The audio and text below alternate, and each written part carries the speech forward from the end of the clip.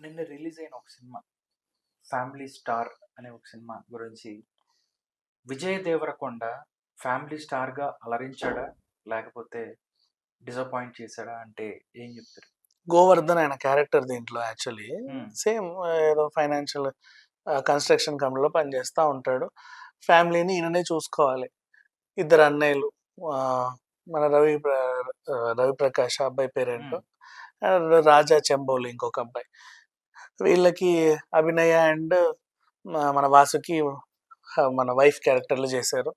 ఇంకా ఉన్నారు మహామహులు అందరూ, జగపతి బాబు గారు ఉన్నారు అండ్ ప్రభాస్ సీను ఉన్నారు. వాళ్ళందరిని ఎక్కువ వాడుకోవాలి యాక్చువల్గా చెప్పాలి అంటే. హ్మ్. మొత్తం షో అంతా విజయ్ దేవరకొండ అండ్ ఆ అమ్మాయి హీరోయిన్ మృణాల్ మీదే నడిచింది. హ్మ్. ఆమె ఒక పెద్ద సీఈఓ కూతురు, హ్మ్. అనుకోకుండా వచ్చింది. ఈయన కూడా ప్రేమలో పడొద్దు పడొద్దు అనుకుంటాడు, పడ్డాడు.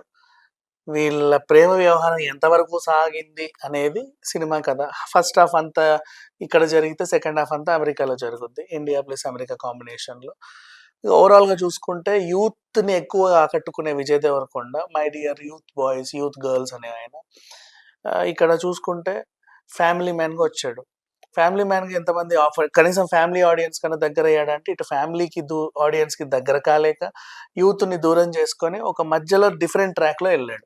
కానీ తప్పు విజయ్ దేవరకొండది ఏమాత్రం కాదు. యాక్టింగ్ పరంగా చూసుకుంటే హీఈస్ పర్ఫెక్ట్లీ ఆల్ రైట్.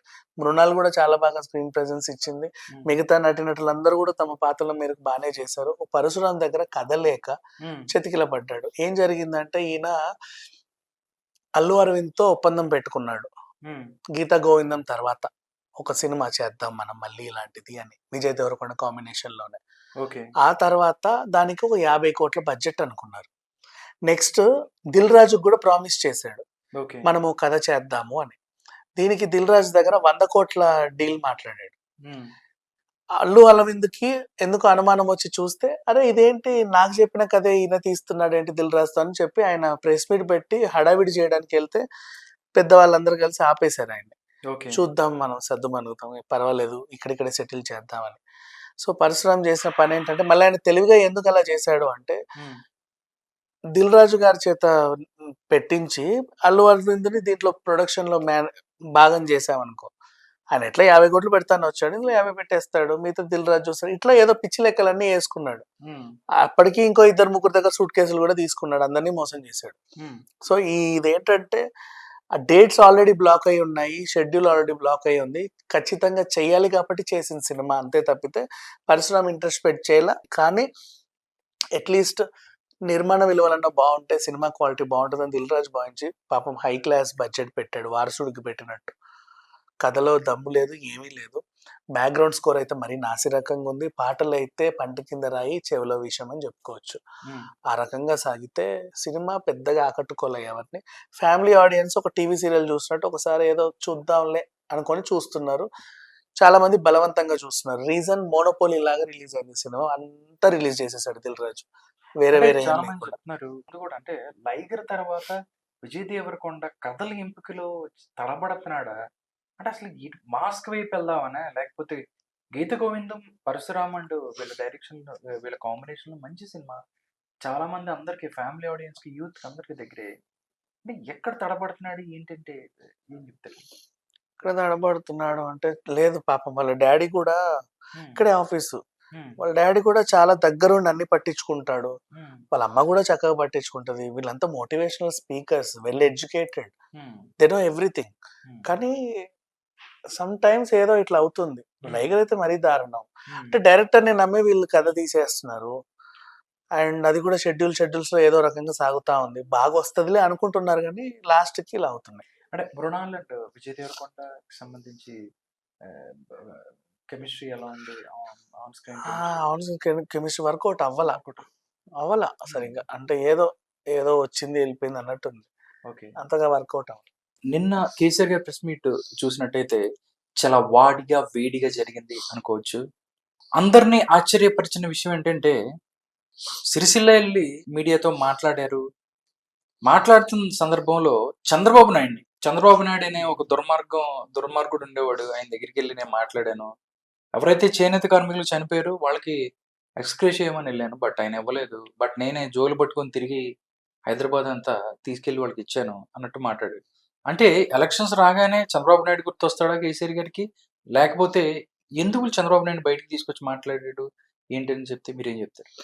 అసలు ఎలా ఉందంటే, అసలు బ్రిటిషర్స్ పాలనలో తెలంగాణ ఎలా ఉందంటే, అప్పుడు వాళ్ళు చేసినటువంటి వాటి వల్లే ఈరోజు తెలంగాణ ఇట్లుందని చెప్తాడు. హ్మ్. కొంతకుముందు చంద్రబాబు నాయుడుని తెచ్చాడు, అంతకుముందు కాంగ్రెస్ని తెస్తాడు, అంతకుముందు ఇంకొకరిని తెస్తాడు, ఎక్కడెక్కడెక్కడ కూడా వెళ్ళిపోతాడు. హ్మ్. బ్రిటిషర్ కాలం నుంచి వెళ్తాడు, ఇంకా పోతా ఇక త్రేతా యుగాలు, ద్వాపర యుగాలకు కూడా పోవచ్చు. హ్మ్. అప్పటి నుంచి ఎలా ఉందంటే అని. నువ్వేం చేసావు ఈ 10 ఏళ్ళు? అది కదా చెప్పుకు చావు. నువ్వేం చేసావని. మనకేమో ఏమీ చేతగాక కూర్చున్నావు, ఎక్కడ దొరికిందల్లా దోచుకొని తిన్నావు. కావాల్సిన స్కాములు చేశారు, అడ్డమైన పనులన్నీ చేశారు. మళ్ళీ ఏమనంటే మిషన్ భగీరథ అరగంట చెప్పాడు. ఎవడికి కావాలి నీ మిషన్ భగీరథ? ఏం చేసి చచ్చావు దాంట్లో? ముందు నీ కాళేశ్వరం ప్రాజెక్టు సంగతి చూడు. దాని గురించి మాట్లాడితేనేమో అదేంటి ఏమైంది, 200 గేట్లు ఉన్నాయి, కుంగవా? ఏమైంది, పెద్ద మట్టి అప్పుడప్పుడు సర్వసహజం, బ్యారేజ్లు అనగా కూలుతా ఉంటాయి, కుంగుతా ఉంటాయి, మళ్ళీ మనం కట్టుకోవాలి అంతే. చాలా సింపుల్ విషయం అది. అసలు ఎలా ఒక ఇల్లు కూలితేనే ఒక మనుషులకి, ఒక బిల్డింగ్ కూలితేనే మనుషులకి ఎలా ఉంటది, అలాంటిది అంత పెద్ద బ్యారాజు. మళ్ళీ దాంట్లో అంట అరే ఆ నీళ్లు తీస్తానంట, ఈయన ఏదో చేస్తాడంట, 50,000 మంది రైతులను వేసుకొని అక్కడ ఇంకేదో చేస్తాడంట. దేనికి? మళ్ళీ దాన్ని తొడగొట్టి సవాల్ చేస్తున్నాడు. మేము వెళ్తాం, నేను వెళ్తా, పో ఇప్పుడు పో, ఎల్లందులో దూకు, తెలుస్తుంది, పోనీ అక్కడే ఉండు, ఆడ కట్టుకో ఇల్లు ఒకటి, అటు ఇటు తిరగండి రోజు 30 సార్లు, ఎవడొద్దన్నాడు? పనికి మాలిన మాటలన్నీ. మొన్నేమో నల్గొండ వెళ్ళాడు. నల్గొండ వెళ్ళావు కదా, ఏం చెప్పావు కేసీఆర్ అని అడిగితే, అది అది అది ఏదో అంటే ప్రాక్టీస్ కోసం ఆ సభ పెట్టాను, అప్పుడు బాగా ప్రాక్టీస్ చేశాను, ఇప్పుడు కొంచెం మాట్లాడడం మళ్ళీ అంటే పూర్వవైభవం వచ్చినట్టు అనిపించింది నాకు, అందుకే సిరిసిల్ల సభ మళ్ళీ పెట్టాను అన్నట్టు ఉంది. అంతే. అంటే చాలా గ్యాప్ వచ్చింది కదా, ఆ గ్యాప్ తర్వాత ప్రాక్టీస్ కోసం జస్ట్ సరదాగా ప్రాక్టీస్. మళ్ళీ జనాలు ఎలా ఉంటారు, ఏమన్నా చెప్పులు ఇసురుతారా, పోనీ ఈ మధ్య వెరైటీ కోడిగుడ్లతో టొమాటోలతో ఏమైనా కొడతారా, లేకపోతే వచ్చి మొహం మీదే చెప్పులతో కొట్టి వెళ్తారా, లేదా జుట్టు పట్టి ఈడుస్తారా, లేదా వింటారా, చూద్దాం ఒకసారి ఎలా ఉన్నారు జనాలు, చాలా కాలమైంది వీళ్ళని చూసి అని వచ్చాడు. పర్లేదు, ఎవరేమన్నట్లు అందరు ఇట్లున్నారు, అందరు బాగానే ఉన్నారు. పోన్లే, అయినా పేడ్ ఆర్టిస్టులే వీళ్ళు, 500 600 ఇచ్చే తెచ్చుకున్న వాళ్ళు, మనకు తెలిసిన విషయం అది ఉన్నారు. సరే, ఎవరేమనట్లేదు, హమ్మయ్య బానే ఉంది. ఈసారి మంచిగా ప్లాన్ చేయండి. ఎక్కడ ప్లాన్ చేద్దాం? ఆ సిరిసిల్ల ప్లాన్ చేయి. హైదరాబాద్‌లో పెట్టే దమ్ము లేదా? లేదు. ఎందుకు? అక్కడుంటే నీ కొడుకు నియోజకవర్గం ఏమన్నా నీ వోళ్ళు నలుగురు ఉంటారు కదా, ఎవడేమనడన్న ధీమా. అందుకే నల్గొండ లేకపోతే ఇక్కడ. నల్గొండలో ఎందుకు పెట్టావు? నీ ఫోన్ ట్యాపింగ్ వ్యవహారం అంతా అక్కడి నుంచే నడిసింది కంప్లీట్‌గా. అక్కడ నీకేదో ఉంది కాబట్టి అక్కడికెళ్ళావు. లేదా ఇటెళ్ళావు, లేదా గజ్వేల్‌లో పెడతావు.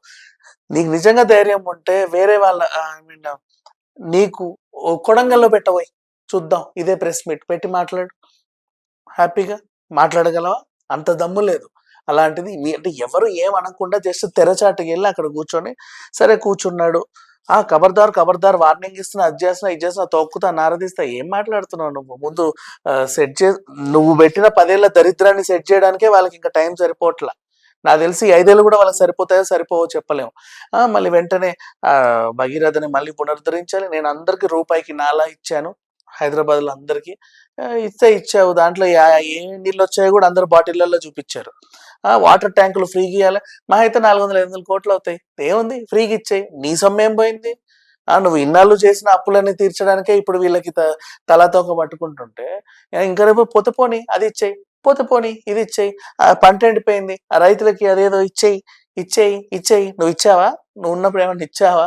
ఎవడి మొహమైనా చూసావా కనీసం? తెలుసా వాళ్ళు ఎలా ఉంటారో నీకు అసలు? అండ్ ఇంకా ఏంటి అసలు, పసుపు రైతులను అన్యాయం చేస్తేనే కదా కవితను ఓడించారు అందరు కలిసి కూర్చోబెట్టి. అప్పుడు అంటే రైతుల గురించి నీకు ఏం తెలుసు అని మాట్లాడుతున్నావు? ఏమనంటే ఉన్న రోజులు ఎప్పుడు పట్టించుకున్నావు? ఎంతమంది పోయారు నువ్వు ఉన్నప్పుడు రైతులు? ఇంకా చెప్పాలి అంటే అందరినీ చేసి ఇప్పుడు వెళ్ళి రైతుల కోసం మళ్ళీ ఈయనకు సంబంధించిన మీడియాలు రాస్తాయి. ఎర్రటి ఎండలో అసలు అట్టటట్టట వెళ్ళాడంట కేసీఆర్, మొత్తం దగ అసలు ఏంటో ఒళ్ళంతా కాలిపోయింది, కమిలిపోయిందంట. సాయంత్రం చిల్ అవుతున్నాడంట రేవంత్ రెడ్డి అక్కడ మ్యాచ్ చూసుకుంటూ.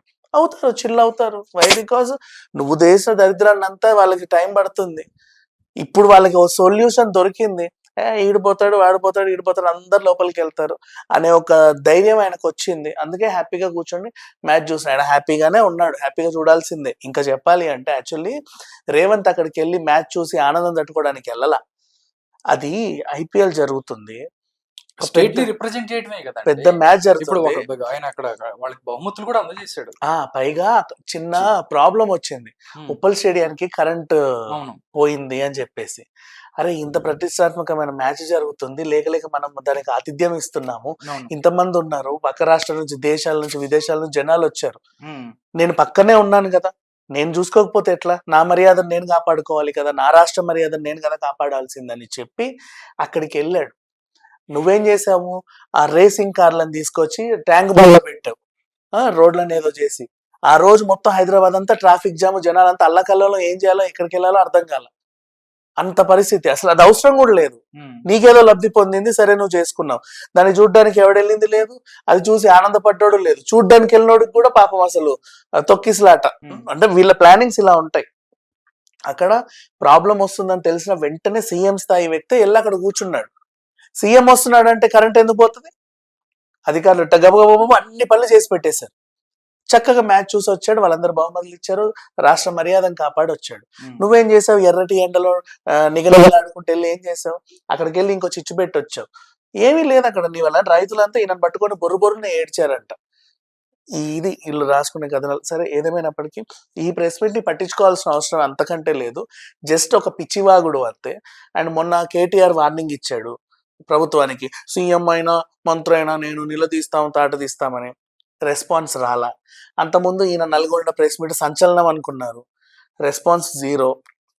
ఈసారి ఇద్దరం కలిసి కూర్చొని గట్టిగా మాట్లాడదాం, ఇదెంత పోతుందో అనుకున్నాడు.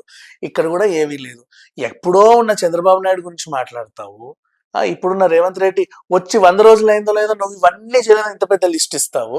నువ్వేం చేసావు ఈ 10 ఏళ్లలో? దాని గురించి చెప్పు. అండ్ కనీసం ఫోన్ ట్యాపింగ్ వ్యవహారాన్ని ఖండించావా నువ్వు? అట్లీస్ట్ మొన్న మీ అబ్బాయి అయినా సరే నాకు ఫోన్ ట్యాపింగ్ సంబంధం లేదు అని అన్నాడు. నువ్వు కనీసం ఫోన్ ట్యాపింగ్ గురించి చెప్పావా? అట్లీస్ట్ స్పందించావా? జీరో.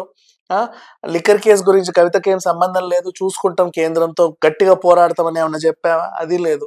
తూతూ మంత్రంగా ఒక అడ్డమైన ప్రెస్ మీట్ పెట్టి పిచ్చ పిచ్చ వాగుడు వాగి, నేను అట్లా చేస్తా, ఇట్లా చేస్తా, తొక్కి నారదీస్తా, తొక్కుకుంటూ పోతా. ఎవరిని తొక్కుతావు, ఏం తొక్కుతావు? 2 రోజులాగు, 3 రోజులాగు, ఎలా తొక్కుకుంటా పోతావో చూస్తారు అందరూ కూడా. హ్యాపీగా ఇప్పుడు కవిత విచారణ జరుగుతుంది. దాని తర్వాత ఇందులో ప్రధాన సూత్రధారి కేసీఆర్, కేటీఆర్ అని తేల్తాయి. బ్రహ్మాండంగా లోపలికి వెళ్తారు. అండ్ ఫోన్ ట్యాపింగ్ వ్యవహారం కూడా ఆల్రెడీ లైన్లోనే ఉంది. అది కూడా చాలా సీరియస్ అవుతుంది.